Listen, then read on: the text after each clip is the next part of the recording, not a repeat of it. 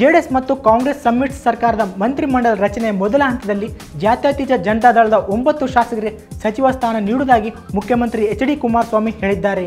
ನಗರದಲ್ಲಿ ಸುದ್ದಿಗಾರರೊಂದಿಗೆ ಮಾತನಾಡಿದ ಅವರು, ಪ್ರಥಮ ಹಂತದಲ್ಲಿ ತಮ್ಮ ಪಕ್ಷದ 8 ರಿಂದ 9 ಶಾಸಕರು ಸಚಿವರಾಗಿ ಪ್ರಮಾಣ ವಚನ ಸ್ವೀಕರಿಸಲಿದ್ದಾರೆ.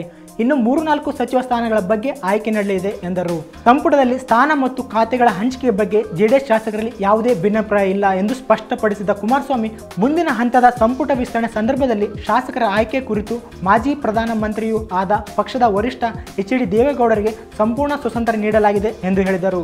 ನಾವು ಇಂದು ನಮ್ಮ ಶಾಸಕರೊಂದಿಗೆ ಸಭೆ ನಡೆಸಿ ಚರ್ಚಿಸಿದ್ದೇವೆ. ಪರಸ್ಪರ ಸಹಕಾರದೊಂದಿಗೆ ಉತ್ತಮ ಆಡಳಿತ ನೀಡುವಂತೆ ದೇವೇಗೌಡರು ಎಲ್ಲಾ ಶಾಸಕರಿಗೆ ಸಲಹೆ ಮಾಡಿದ್ದಾರೆ ಎಂದು ಅವರು ತಿಳಿಸಿದರು. ಜೂನ್ 1 ಏರ್ಪಟ್ಟ ಮೈತ್ರಿ ಒಪ್ಪಂದದಂತೆ ಕಾಂಗ್ರೆಸ್ಗೆ 22 ಸಚಿವ ಸ್ಥಾನಗಳು ಹಾಗೂ ಜೆಡಿಎಸ್ಗೆ 12 ಮಂತ್ರಿ ಹುದ್ದೆಗಳ ಮಂಜೂರಾಗಿದೆ. ಈ ವಿಡಿಯೋ ನಿಮಗೆ ಇಷ್ಟವಾದಲ್ಲಿ ಲೈಕ್ ಮಾಡಿ, ಶೇರ್ ಮಾಡಿ, ಸಬ್ಸ್ಕ್ರೈಬ್ ಮಾಡಿ.